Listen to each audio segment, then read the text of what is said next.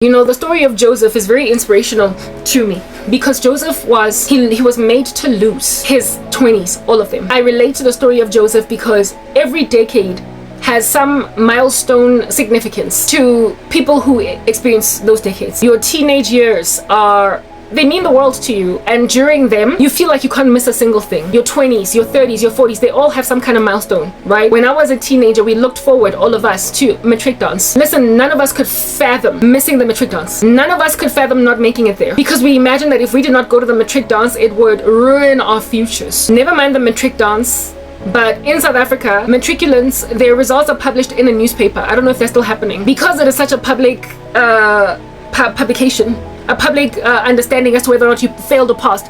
Nobody could ever fathom failing matric and their name therefore not being on the newspaper. And those who would meet with this end, it was feared by everybody that if your name is not in the newspaper, you would literally end up committing suicide. Committing suicide over failing matric because it's so humiliating on a national scale. And also fear of not making the matric dance, so you better don't get stuck on the road trying to pick me up, chauffeur, because I'm gonna make it. But today, this year, there was a young woman in South Africa who had her dress made by a designer, and this designer delivered her dress 1 hour before the matric dance was over. So essentially she did not make it to the matric dance, and the story made national news. Yeah, that girl was probably bereft that she did not make it to the matric dance because every young person is like, hey, I can't miss the matric dance. But look at how much more prolific her story is. The whole country was up in arms mad at a designer that delivered a matriculant's dress 1 hour before the matric dance was over.